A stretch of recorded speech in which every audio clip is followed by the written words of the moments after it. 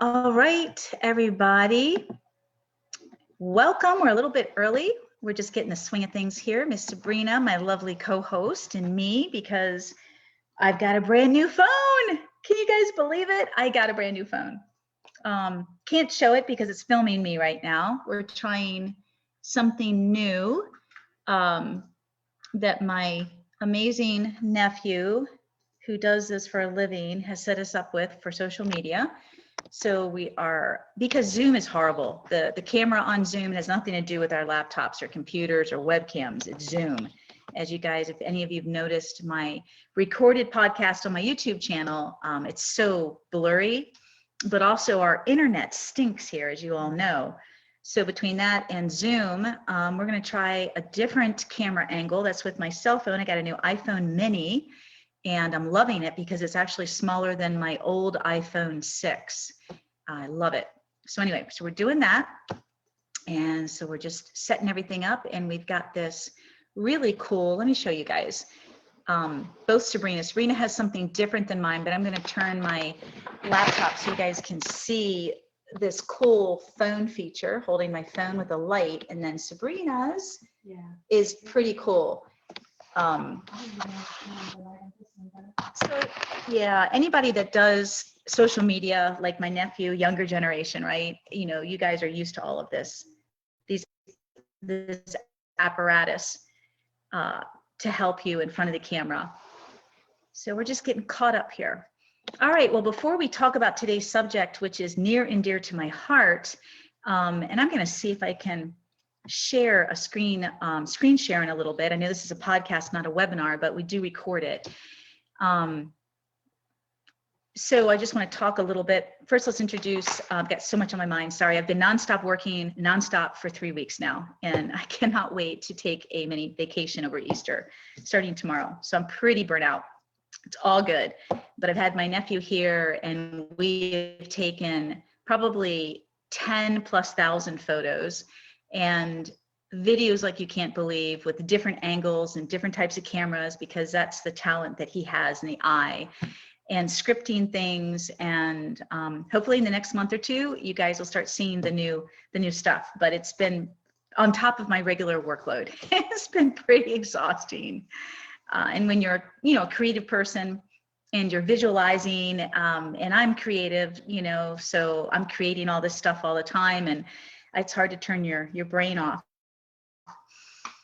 All right, well, y'all know who this beautiful woman is to the left of me, Sabrina, my co-host, and y'all know you're here for Everything Horses and More podcast.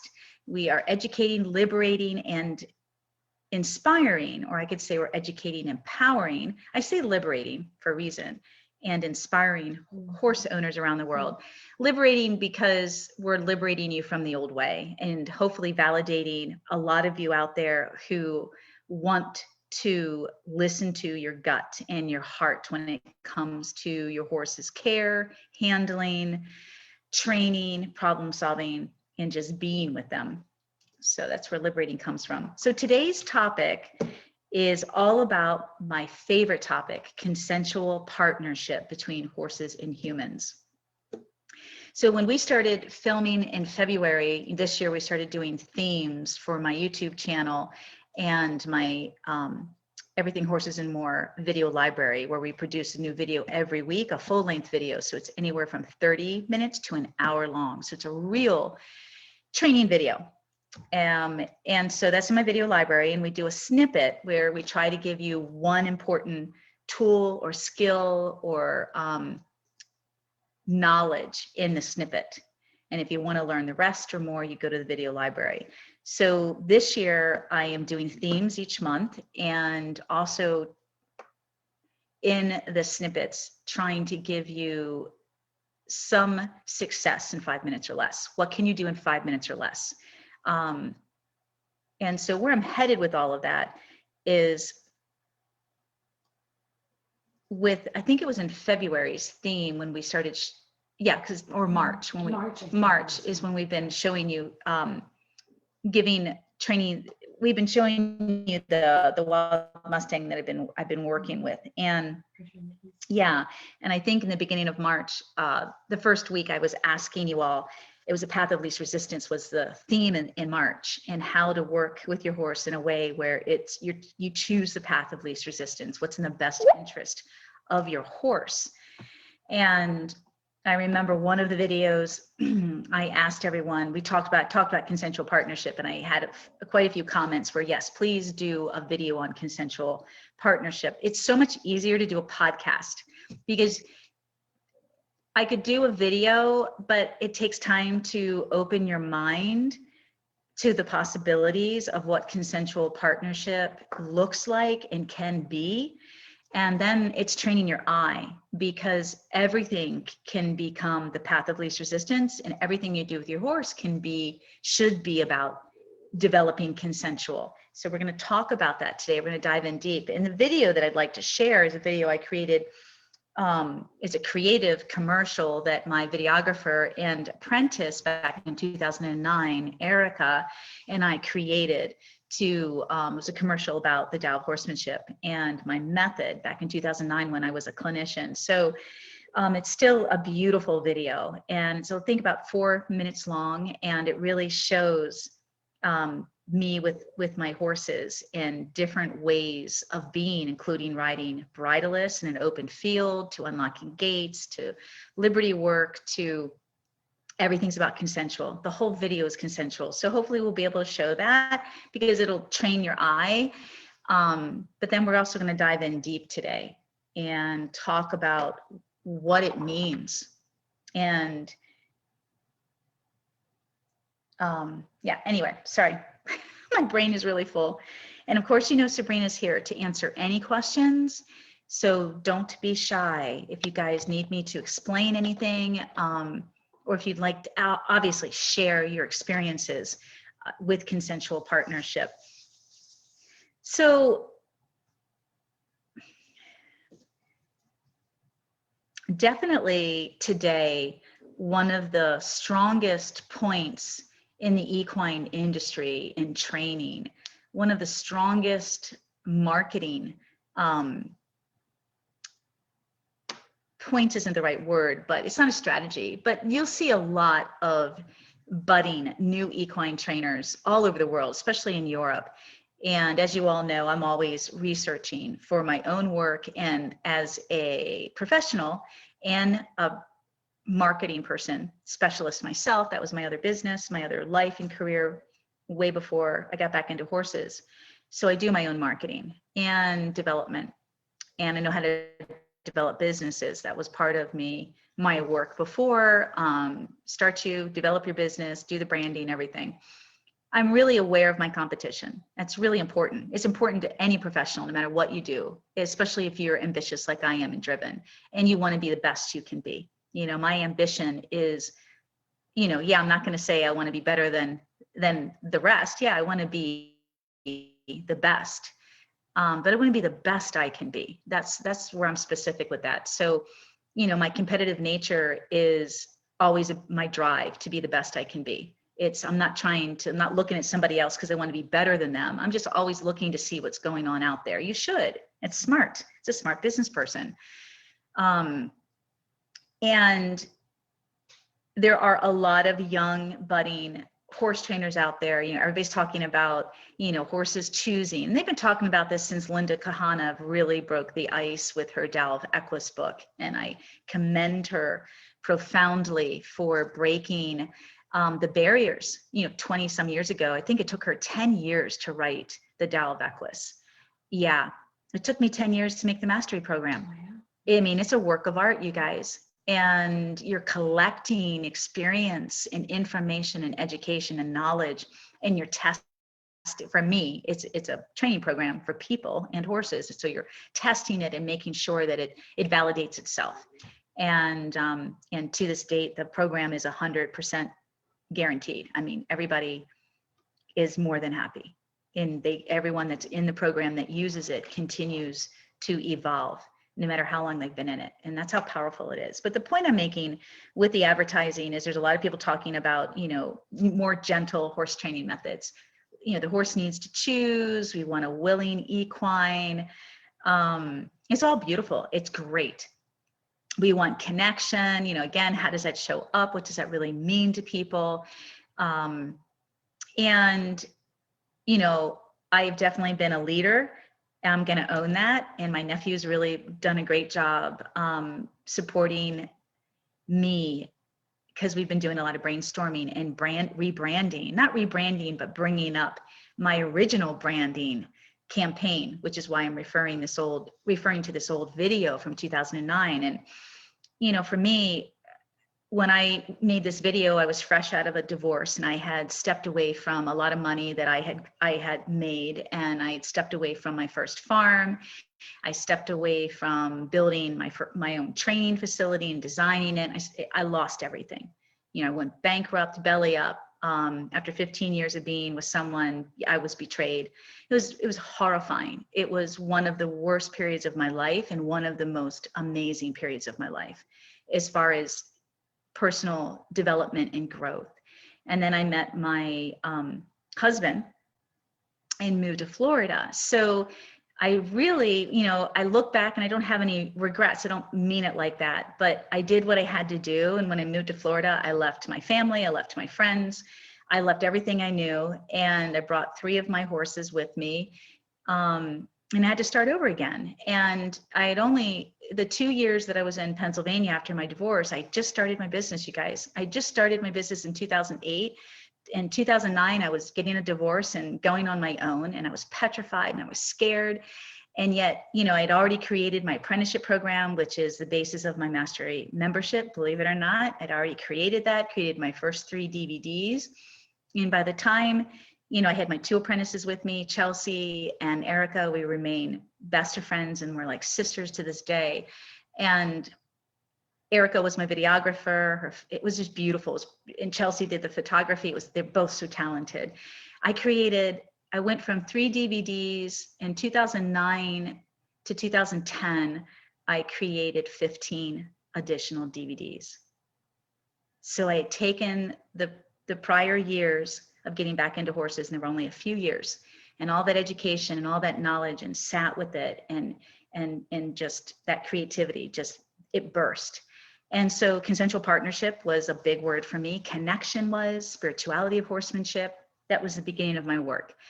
And I'm bringing all of that up because now 2008 to 12, 13 years later, it's like I shied away from using a lot of those, the ethos, the emotional words. I shied away. When I was a clinician, I was out there representing with my horses, relationship, connection, and communication. It was raw, it was real, and I stole the show.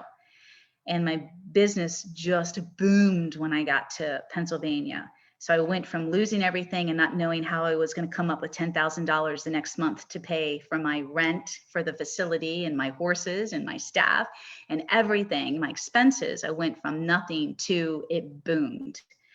And then I walked away from it all. It's a whole nother story. Walked away from it all, got overwhelmed, too much success too fast, wasn't ready for it, didn't have everything in place. You live and you learn. But I also walked away from starting my first blog in 2009 and my first YouTube. You guys will see my original videos up there. My first YouTube, and you'll see the place that I rented, which was gorgeous in Pennsylvania, the YouTube channel. And anyway, just be careful. Just really be careful who you follow. Okay, there's a lot of bait and switch out there, and there's a lot of people that really believe what they are selling you, but they only know what they know. They don't know what they don't know. It's a whole level of consciousness when it comes to that saying, and your consciousness is not just about being aware, it's also your experience, and it's how your input and output. It's what you take in your experience, and then how that experience goes through you and how it comes out of you, your output. And basically it's kind of walk the walk, don't talk the talk.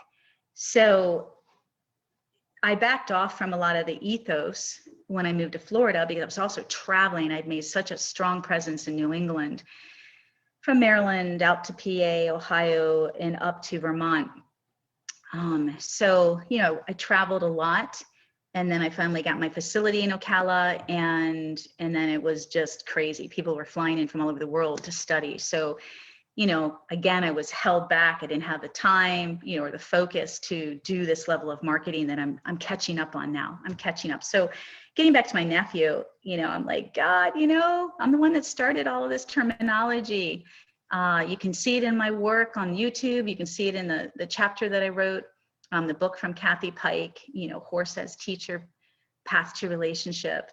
And, you know, damn, I got a lot of catching up to. I'm behind the 8 ball because I've been around a lot longer than a lot of these other people. And even the people coming back to it, or like I followed so many of these top reigning clinicians for 20, 25 years.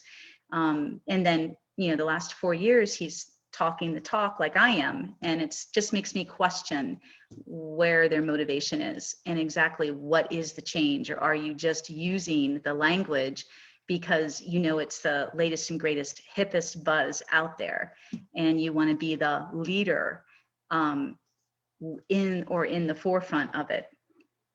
So anyway, getting back to consensual partnership, this is a really simple, how do I want to put it? It's really easy to explain. It's everywhere, and the opportunity to have it is anytime and everywhere. You just have to understand how to create it. And that's the hardest part. Simple, but not easy.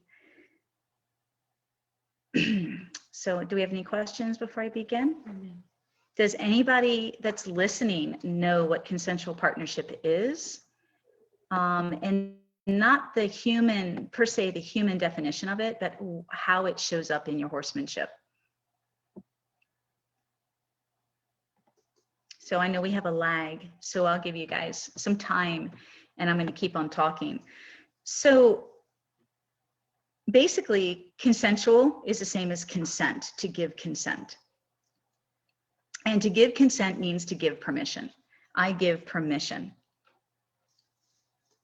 So how many of us wait to ask our horses to give permission?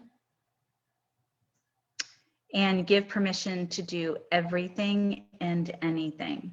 How many of you that are listening are in my mastery membership? How often do I talk about getting permission from my horses? And certainly in my old YouTube videos and in my DVD collection that's over 10 years old. And what does that look like? And how do you get to a point where your horse gives you permission all the time? So consensual partnership means both beings have a choice, and both beings have an opinion, and you both are allowed to voice your opinion. You're allowed, you're heard, and you're listened to. And your opinion and your choice is respected. May not be understood, but it's respected. You can choose to agree or disagree. You are not forced into submission or learned helplessness. So learned helplessness, real quick, is a condition in which a being, because it says person, but it is a being, suffers from a sense of powerlessness, arising from a traumatic event or persistent failure to succeed. It is thought to be one of the underlying causes of depression. And I'm here to tell you that most of our horses, over 75%, are depressed.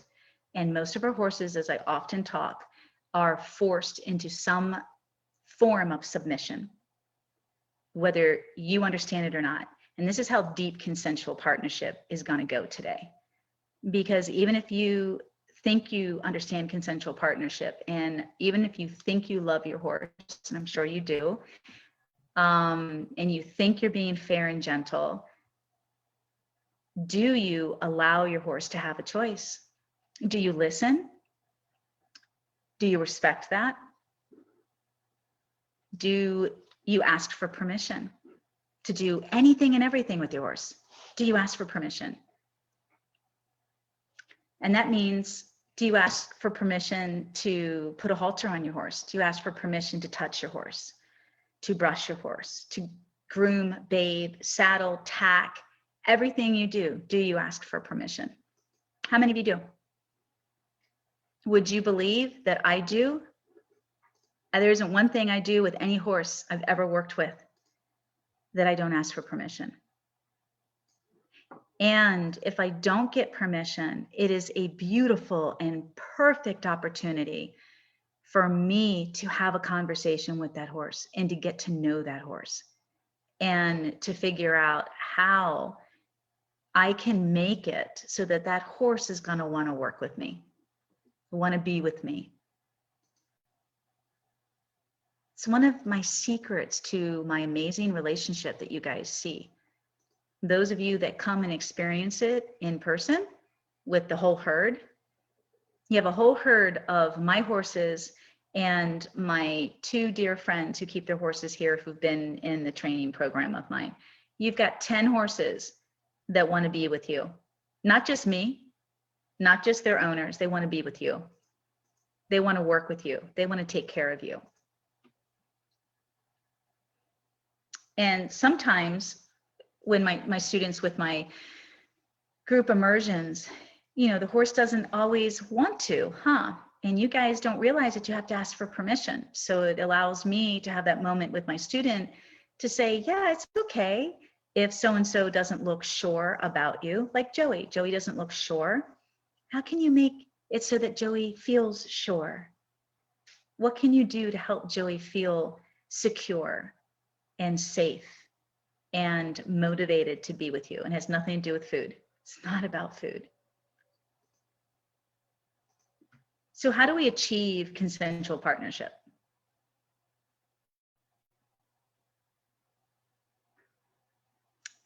How many of you ask permission to get on your horse to be ridden?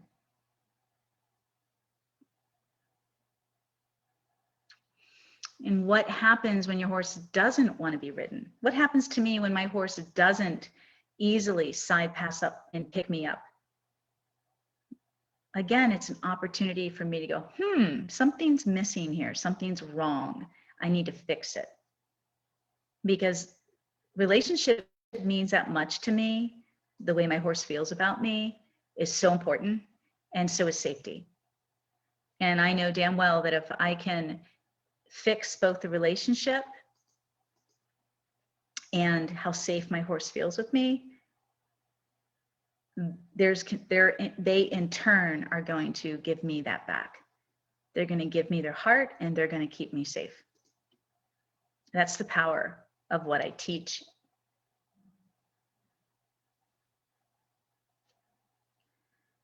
Any questions? Anybody have anything to say about consensual?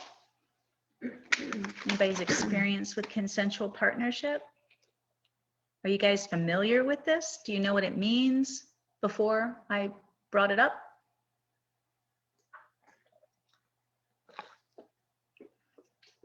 Permission to ride.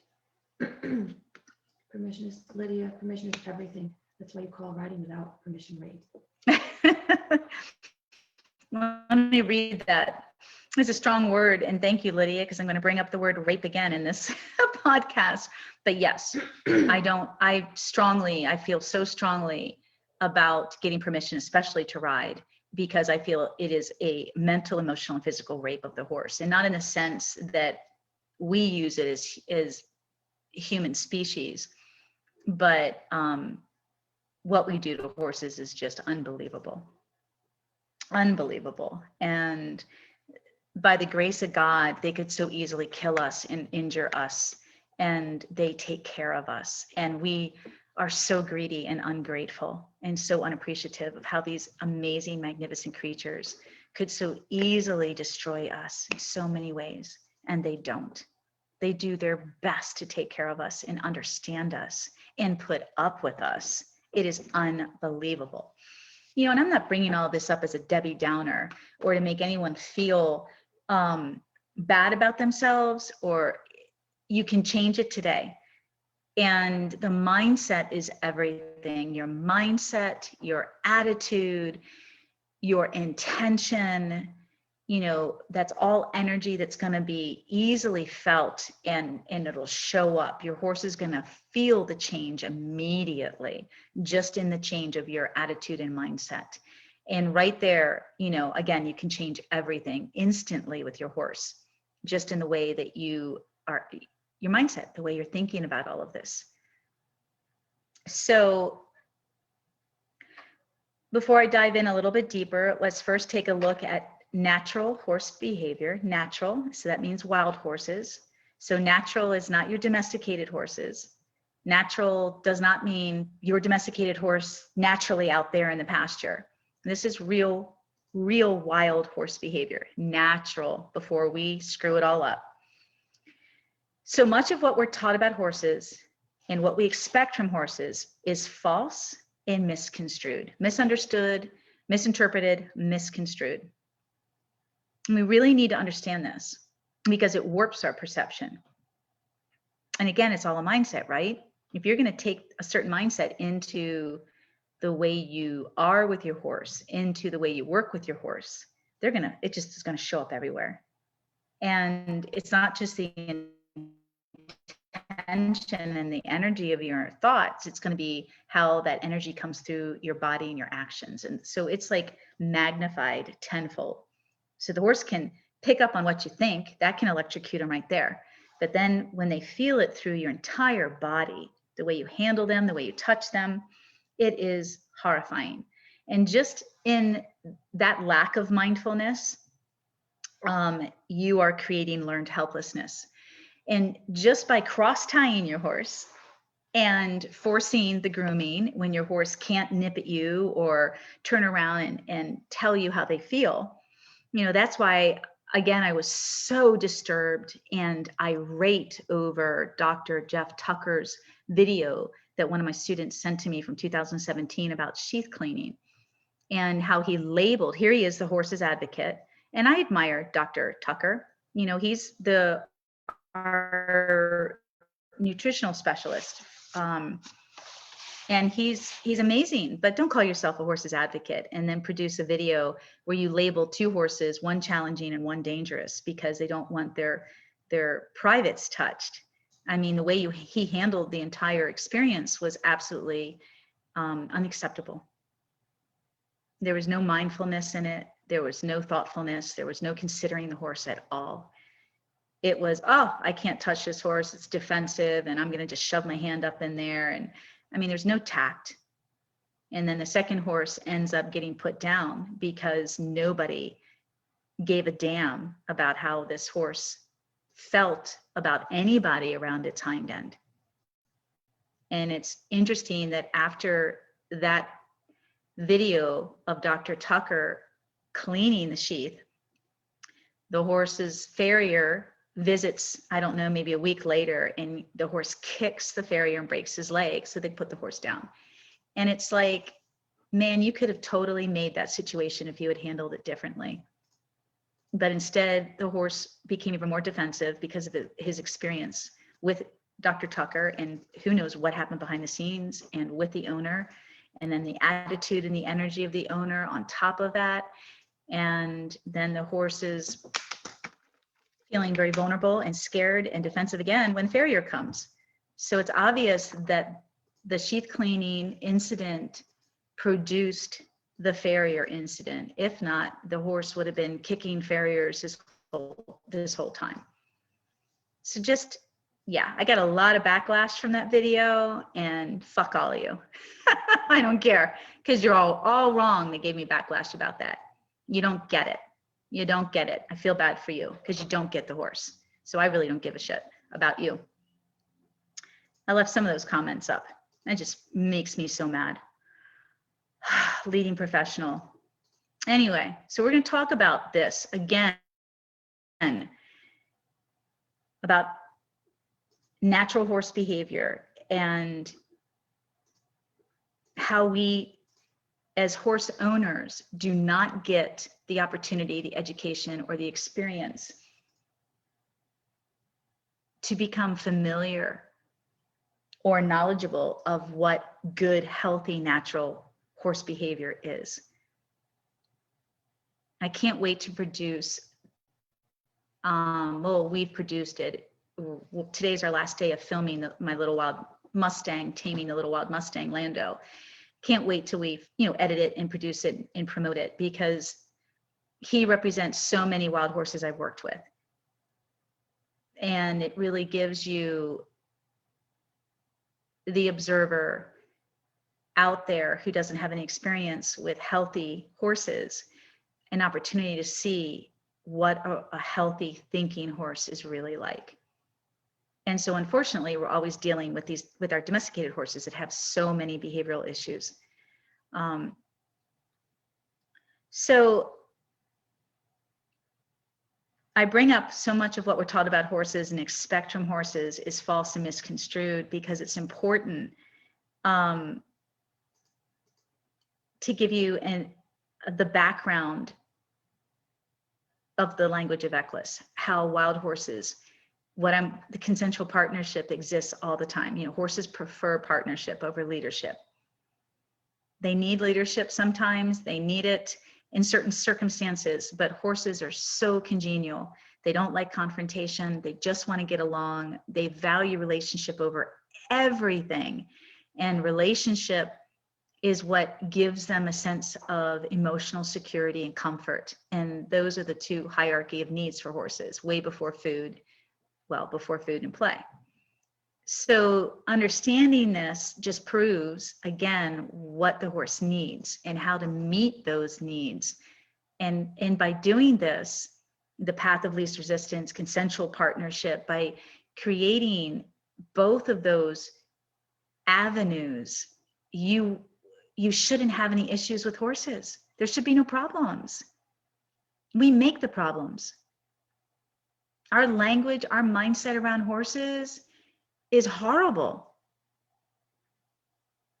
There's pockets of us, you're here today, there's pockets of other people with gentler methods, but universally, it is the more we keep showing horses, the more we keep showing, I don't care how you show, what discipline you use, you are compromising the horse. And that attitude will persist.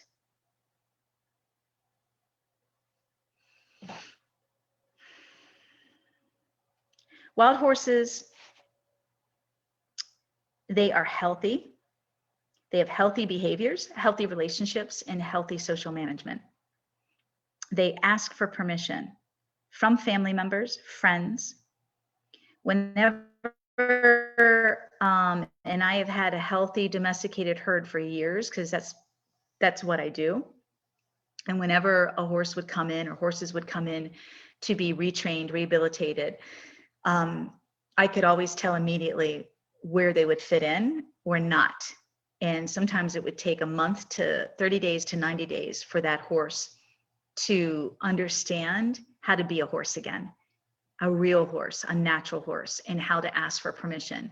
And if that horse was out with my healthy herd and they did not ask for permission, they would be ostracized. They would be totally kicked out of the main herd. In the main herd, here's partnership, works together all the time. You'll have, you always have a hierarchy, when a hierarchy can only be established after healthy pecking order, when horses figure out where they fit in. And figuring out where they fit in isn't just accepting where they fit in, it's also part of the social management. So once they fit in, they also fit in with other horses at that level. It's like a caste system, so to speak, and they will work together. And they will work together at all levels too, not just that level. And so there's this huge community of cohesiveness. And that is definitely one of the draws I think we all can agree on, one of many, why we like watching wild herds, whether it's a documentary, whether it's in person, whatever we see, we love watching wild horses. They're so majestic, so beautiful, so quiet and peaceful and harmonious as a herd. We're not talking about stallions. We're just talking about the stallion, the lead mare, and then the family members, the herd members. And they always ask for permission. So it's interesting, my whole healthy herd will like, it's almost like they'll form a circle, they'll protect each other, they'll all work together and take turns kicking that horse out, because the horse doesn't know how to ask for permission. Right there says everything.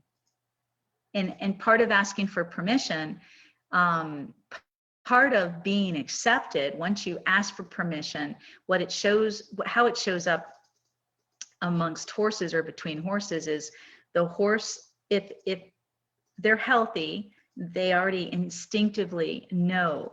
It's just part of their inherited, that's just their instincts. They just understand that they're going to find the horse most like them to buddy up with. They just always find the horse most like them. Horses are so peaceful.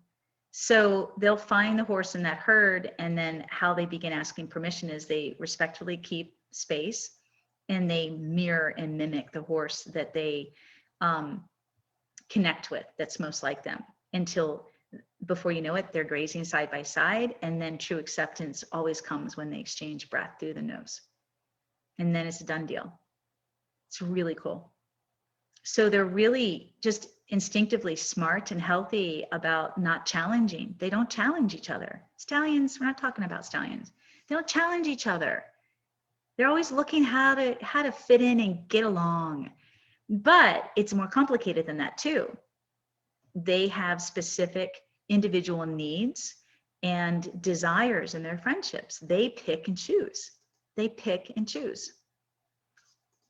And here we are with our domesticated horses. They don't always get to pick and choose, right? We throw them in with horses, they're all messed up, and everything just spirals down. And what about picking and choosing with us? Do we ask for permission to get to know our horses? That's what the Little Wild Mustang documentary series is going to be all about. Path of least resistance and forming consensual partnership.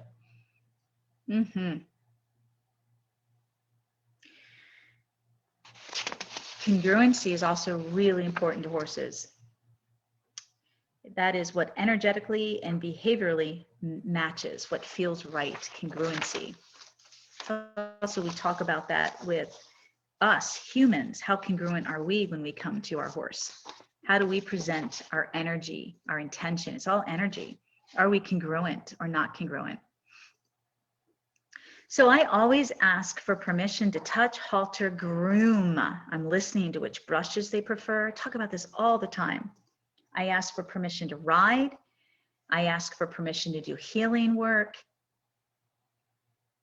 And when I'm getting to know a horse, part of my assessment, I work from a distance and I work with energy fields, because I'm a tuning fork. That's what I do and that's what I teach. So I can, as I'm talking with the owner, or if the horse is dropped off here and I'm getting to know the horse, I'm taking my time and watching how the horse responds or doesn't respond to me, and also paying close attention to what I feel. And I've worked with so many horses and traumatized horses that, especially if they're put into a round pen or a small paddock, you can't even get close, can't even get close enough, or they're going to try and jump and go through. So you have to really, it's just like this wild horse, I was going to say, Lando to me represents most of the wild horses I've worked with. Now, we happen to see a lot of wild horse taming, gentling, and training on YouTube where it's nuts. The horse is petrified, the horse is trying to run away, the horse is dragging the person. And I just want to reinforce that that's not normal and that's not right, that something's happened to that wild horse in a holding pen, while it was in captivity, while it was chased. We even see the videos on YouTube where they're all shoved down the chute and into a big round pen, and they're shoved in there, and you got the helicopter, they're fearful, and you see horses trying to jump out of the round pen to either escape, obviously, or because they're part of their family is somewhere else and they're trying to get to their family and they can hear their family. Bonds are so strong with horses, relationships and families. So in that situation, when a horse goes through that kind of trauma, then you're gonna be working with that. little Lando, the owner was able to get a video clip recently of him, because she follows, I think I mentioned this before, she follows a Facebook group where Sabrina, they auction off, like they get a lot of horses, period. It's an auction house and they get a lot of wild horses and they put them in these big, like 40 by 40 round pen holding pens all over this big facility. And then they're trying to sell or adopt out. I think Lando was for sale, not adoption, because he did not come from a BLM, adopt holding pen. He came from an auction, Yes, and he was headed to the yes. kill pen. Yes. So when they are doing video to show, we just got this horse in, let's see how he moves. They've got a couple of guys in that pen with the white flags on the end of the sticks chasing these horses around. And so Lando, of course, I knew right away, you know, he had some hesitation and some fear with the round pen. He had some hesitation and fear with the whip. You know, all this, he shouldn't have any of that. You know, he should just be totally like, oh, what is this? You know, I don't really know who you are, but I'm a smart thinking horse. And if you don't do anything to scare me in a day or 2 or 3 days, I'll definitely come up and check you out. Lando couldn't do that. He was very mild and his behavior to me was very normal, except I could tell he had some trauma and nobody could catch him and put a halter on him. He had definitely been flipped, you guys. He still needs to see a chiropractor. And I could tell by the way he was walking. So, so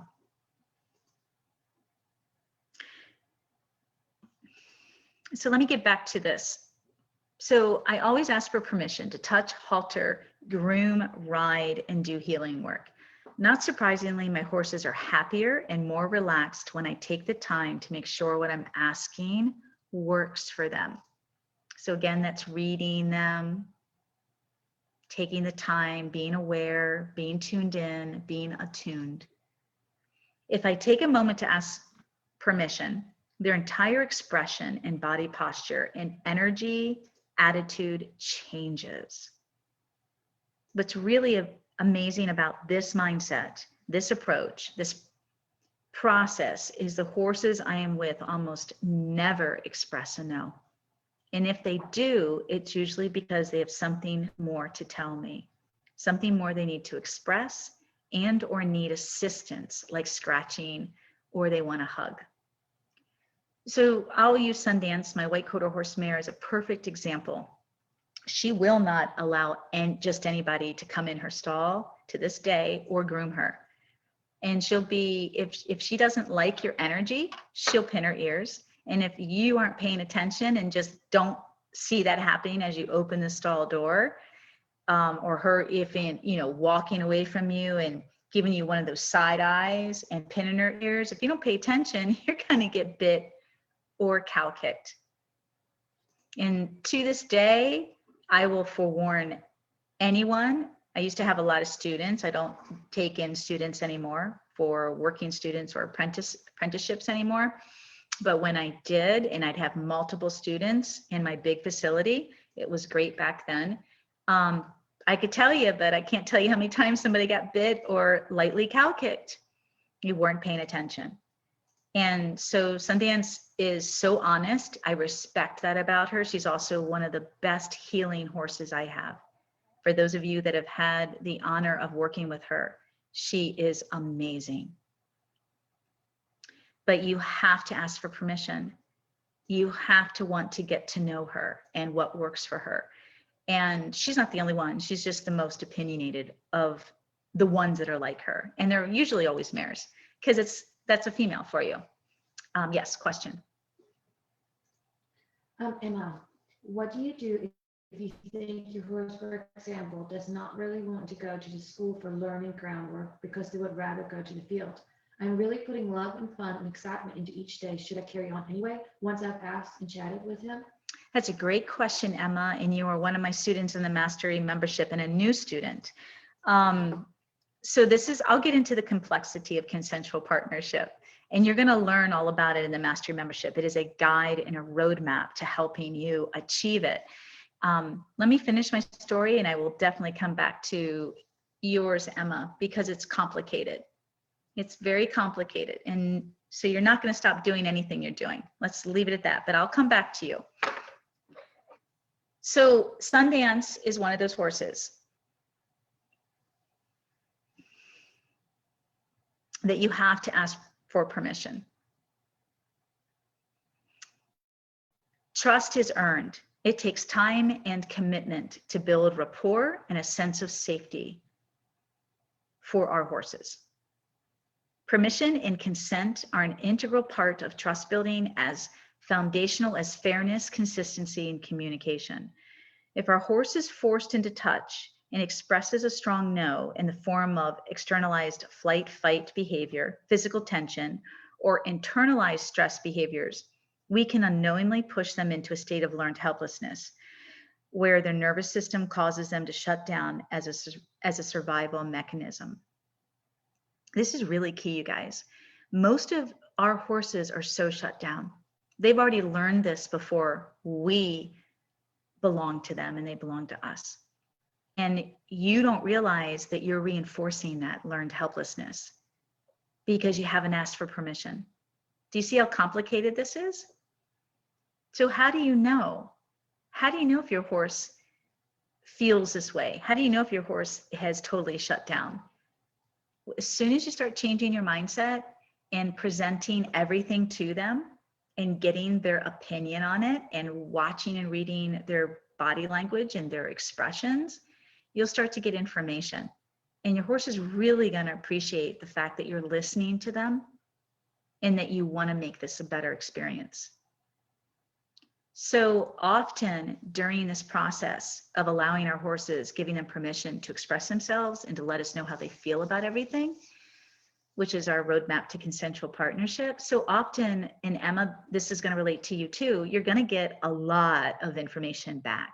You're going to get a horse that's going to say, I don't want to work with you. I don't trust you.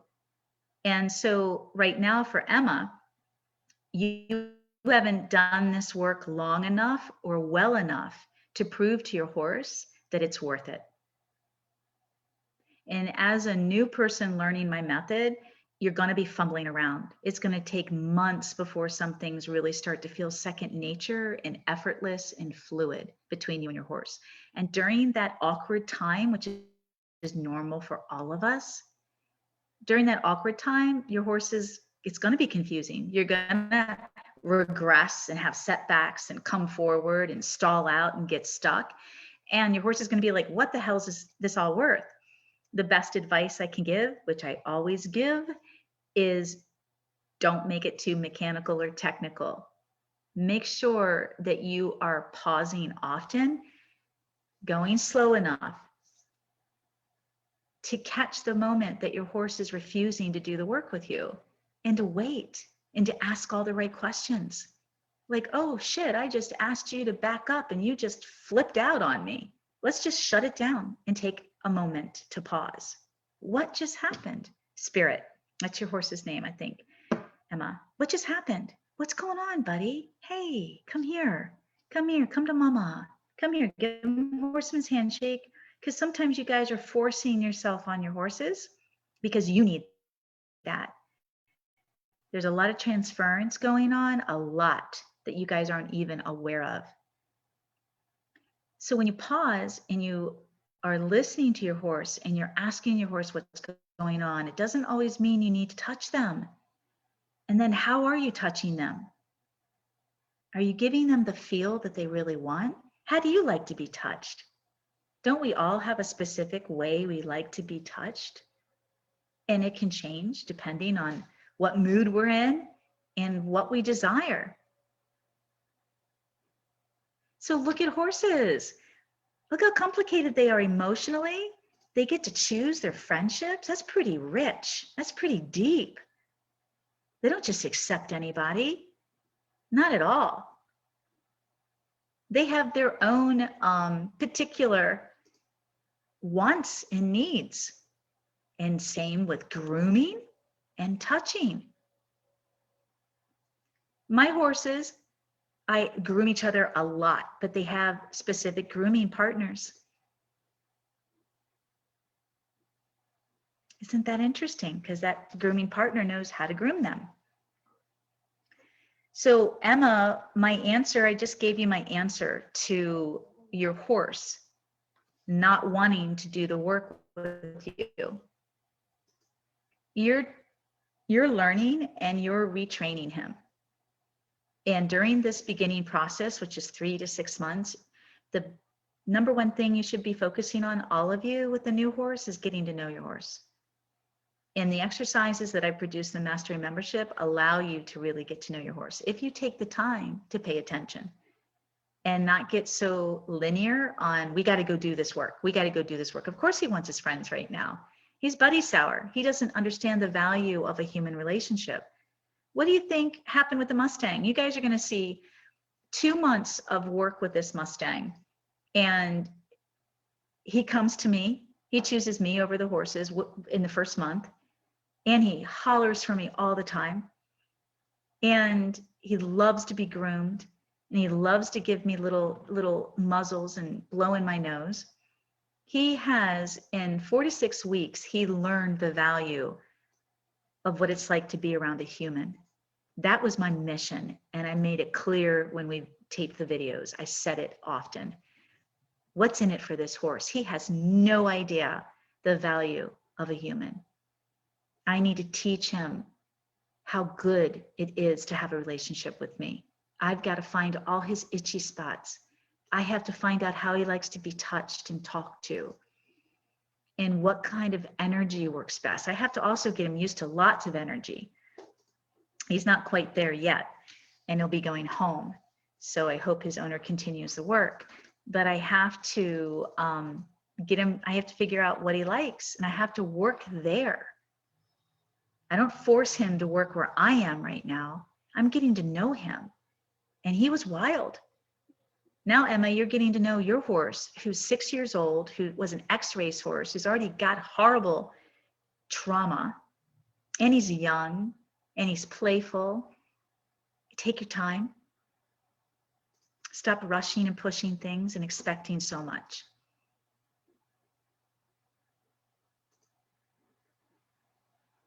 Many of us, and consequently our horses, live within a horsemanship culture based in negative reinforcement training. And our horses often experience punishment for attempts to resist this kind of training and the high levels of non-consensual touch it involves. And I brought up negative reinforcement training because it's not just the old traditional training methods. It's also all this positive reinforcement bullshit that's out there. A lot of the positive reinforcement is really operant conditioning. Operant conditioning is a combination of positive and negative. It is really, it goes back to the principle, make the right thing easy and comfortable for the horse, and the wrong choice, the horse's wrong choice, uncomfortable and difficult. And that mantra, that mindset, that basic horsemanship principle exists in every discipline, from the natural horsemanship all the way through to dressage. It also is akin as pressure and release. It is widely abused, overused, misunderstood, and misinterpreted. Now, I will use it 1% in extreme cases. And in the Wild Mustang series, you'll see me bring it out, I think, twice. And it lasts for just a few minutes and we're done. Because it's all about feel and timing. And the only time I'll bring it out is when the horse is so stuck, he refuses to try. And he's got to figure it out. It's really an opportunity for me to add that pressure, give the release. And pressure is uncomfortable for horses, and the release is comfortable. So it's very akin to make the right thing easy and the hard thing difficult. So yeah, a lot of our positive reinforcement is really bullshit. So you guys really need to be educated on that. Positive reinforcement is positive reinforcement, and it is always positive. There is no negative. Got it? It is 100% positive. It is not positive if you're putting it with negative. So that means you only allow the good or what you like your horse to do, and everything you don't like, you come down hard on your horse. And in some form or measure, you punish them. And you punish them with pressure and release. That's not positive. Yes, another question? A couple more, actually. Claudia, or Claudine.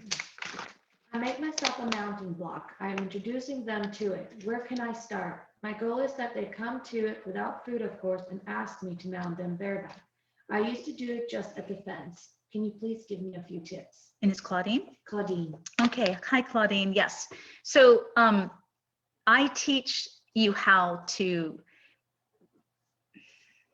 get permission.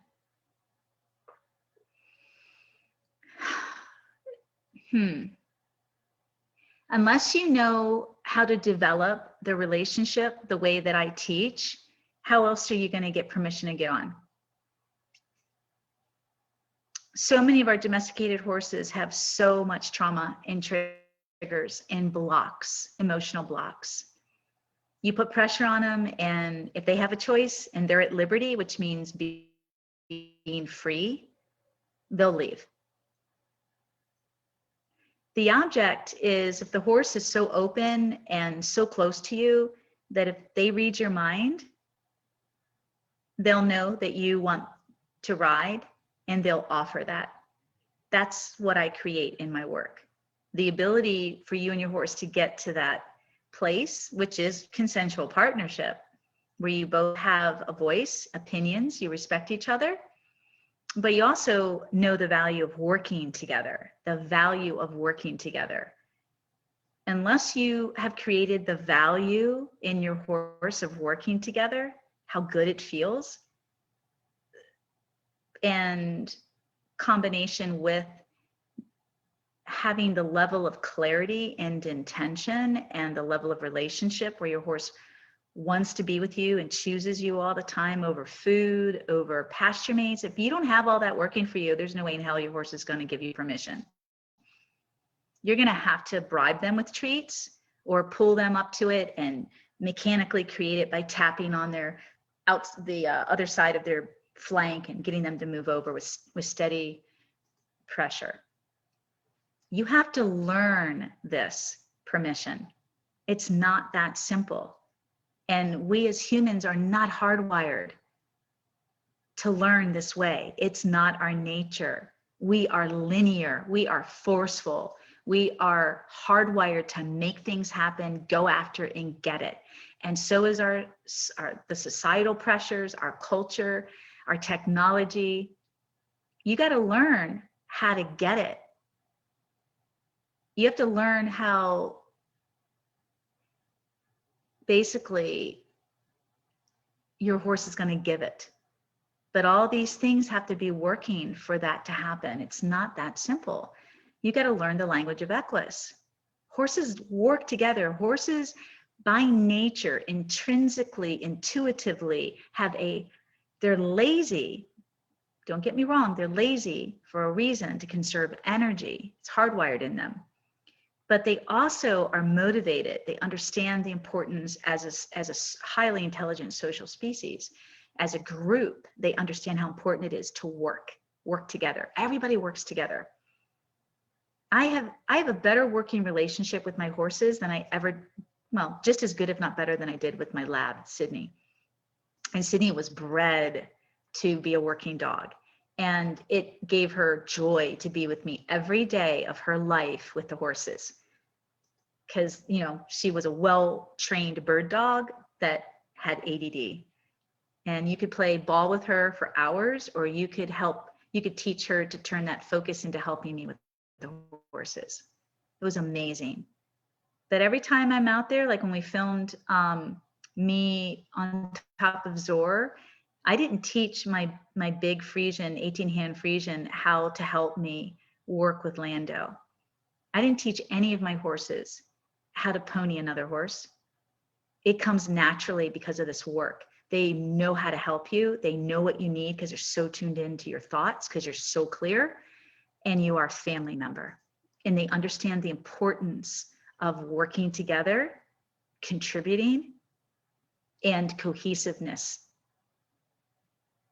And cohesiveness is not just things working smoothly. Horses don't like confrontation, okay? They don't like it emotionally. It's not how they're hardwired. They're hardwired to work together. But as a prey animal, they don't like that disturbance. It keeps them from focusing on their environment for safety. So you're very linear, Claudine, in your thought process. You have to earn that permission. I teach you how to earn it. I teach you how to get it. It's way more complicated than what you think. And there's nothing more amazing, magical than having your horse come and get you and take care of you.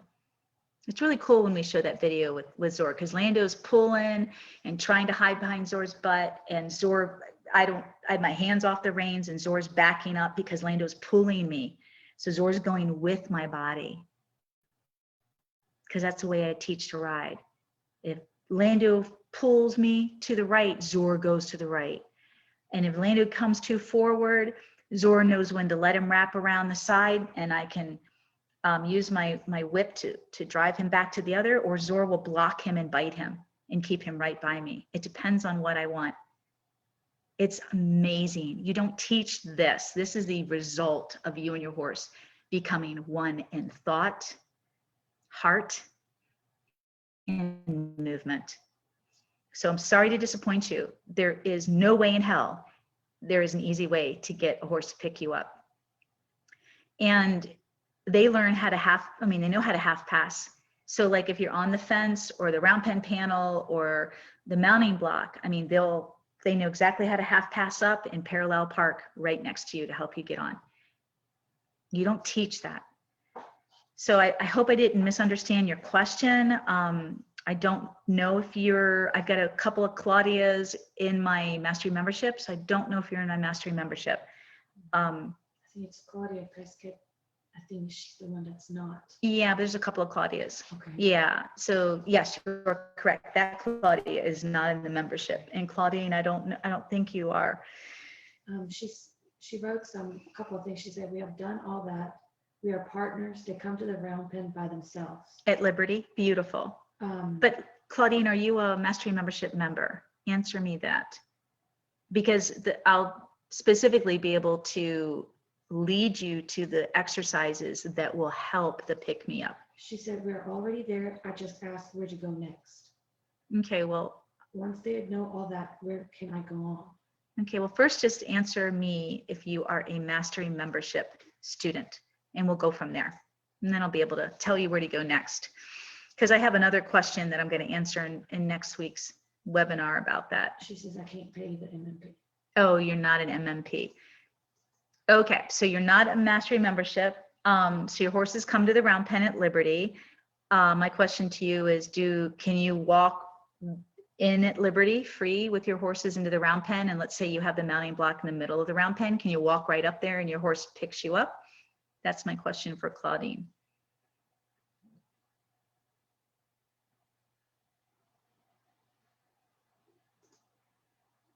It'll be a few minutes. Okay, so let me continue on till we get that answer from Claudine. Anybody else with a question? Yes, it was Rebecca. Rebecca, I think it was more Sharon. Caroline, a turning point for me a long time ago, it seems now, was talking out loud to Jude. One of the first things I talked to him about was thanking him for being patient with me when I was fumbling with his halter or learning to cinch order of operations on the bareback path. I did that instinctively, but when you made a point of it, I embraced this. Thank you, Rebecca. Yes, because when we talk out loud or talk quietly in full sentences, we are clear. It just gives 100% clarity to our horse, if that makes sense. And then we attach emotion to our thoughts and words, and that is an energy field that resonates to the horse. Did Claudine respond about being able to walk at Liberty up to the mounting block and have the horse? She goes, yes, even at Liberty. We do partner walk at Liberty already too. Okay, cool. Yeah, the partner walk's a big exercise of mine. So what do you want to know that once they come and pick you up, where to go from there? Is that the question? I'm thinking that is. Okay, well, let her answer that. So Claudine, if you can answer me this, once your horse picks you up at Liberty at the mounting block, you want to know, what do you do next? Okay, I'm going to keep reading. So we were talking about negative training. Many of us still do negative reinforcement, and we're not even aware that we're still doing it, because we don't really understand that positive reinforcement is positive 100% all the time. There is no consequence. You don't just give positive reinforcement, and then if your horse, reward, thank you, oh, good boy. And then if they don't do what you like, you punish them. So you don't do that. It's either positive or it's operant, where you have positive and negative. So our horses are bribed and manipulated into a false sense of consent from positive reinforcement that uses treats to reward, coerce good behavior. There's no free will when this happens, and you're only kidding yourself if you think your horse chose you over food. So again, this comes back to clicker training, target training, any kind of treats training. You're giving a horse a positive, but it's not consensual partnership. Your horse is not choosing to be with you. They're choosing to be with you because of the food reward. All right. So think about what it's like for you when someone comes into your bubble, your personal space, without asking for permission. And asking for permission doesn't mean a person has to verbally ask.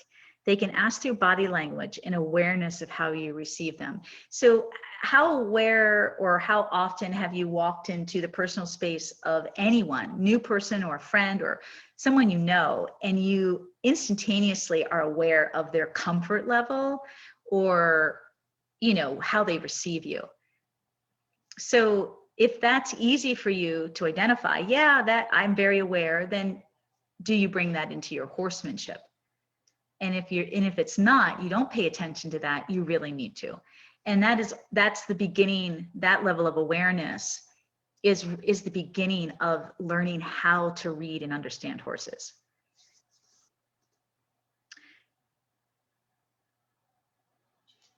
So for most of us, we've also been learned helplessness, just like the horse. And for some, we have never been taught healthy boundaries or respect for ourselves. Saying no is really hard. What about calling someone out when they've done you wrong or harm? And I don't mean a big confrontation, but I had a student of mine mention where she works that the owner was fumbling through her purse and she walked in on him and she didn't say anything. She actually was embarrassed for him or so stunned that she just turned away and acted like she didn't see it, so she could give that person an opportunity to act like nothing happened. And this is an excellent scenario for all of us. I said to her, 20, 30 years ago, I'm not sure I would have handled it any differently than you. But today, I certainly would. And I would, if I walked in and I saw that happening, I'd be, excuse me, what are you doing? Those are boundaries. You see where I'm going with this? This is much deeper. This is about you. Again, we could call this topic about mirroring. What do you bring into your relationship with your horse? What does consensual partnership mean, and what does it look like for you?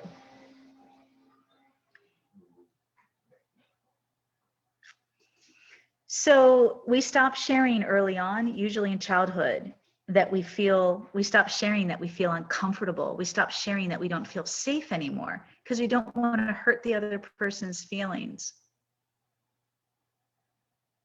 And we pass this on unknowingly, unconsciously to our children and to our animals, including our horse. That's how we end up influencing them.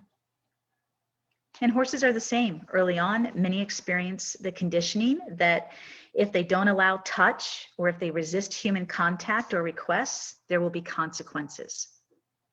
This can cause, as it does in many people, a shutdown of natural expression. Again, learned helplessness. I should have called this learned helplessness.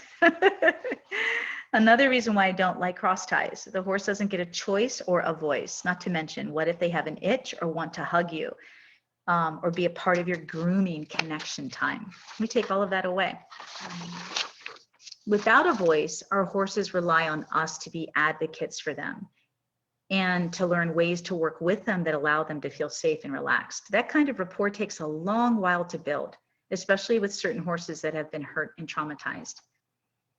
And I mean, it takes months, you guys, and depending on your skill or what type of tools you have, training tools, it can take a long time.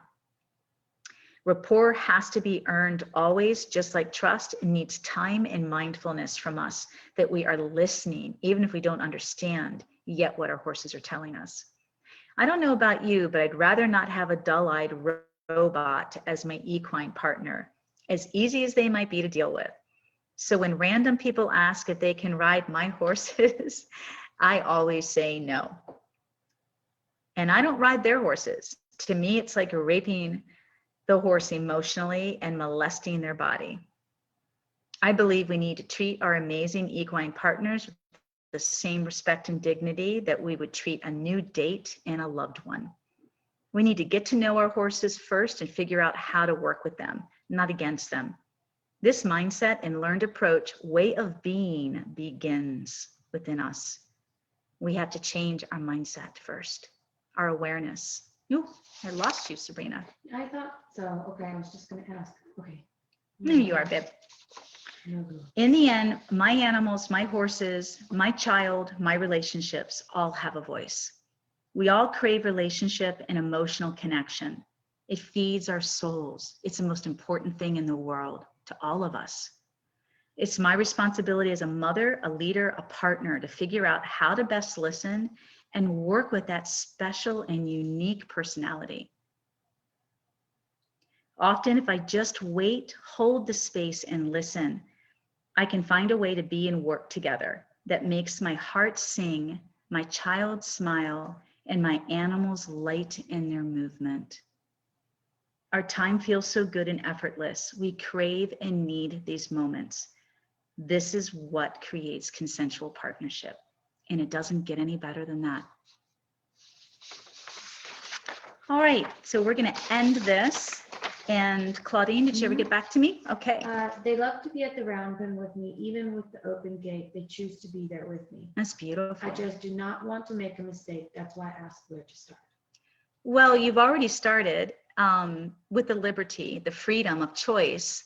So the riding, I can't really answer that. We're getting ready to close this podcast down, but that's a really big undertaking. You know, I don't know what your experience is with riding these horses, how long you've had them. You know, there's a lot to consider, and I have a foolproof training system that gets me. By the time I have permission at the mounting block, I already know that our riding is going to be amazing. And every horse that's come to me for bolting, bucking, and rearing issues, it's all resolved on the ground. So I need to know all those things. I just don't have time in this podcast because I, you know, you may just be able to slide right on lovingly and you just slide on and love all over your horse. But God, what if you did that and it triggered your horse and they went into a bucking rampage and you have nothing to keep you safe? So I'm certainly not going to tell you where to go from here because I need more information. And we could set that up as a coaching call if you can't invest in the training system itself. Yep, we can always do a coach. Thank you, everybody. And I can't remember what we have for next week. I know I'm speaking next week. Yes, and you didn't tell me for next week. I know Emily's coming to fall. Oh, I know. I can't think. Sorry. It's okay. But yeah, my brain is full. We'll see you next week. Yeah, you'll see me next week, you guys. Happy Easter. God bless all of you. May you always be one with your horses. And yeah, happy Easter. Happy Easter. All right. Thanks, everybody. Love you guys. See you next week. Bye. Stay tuned.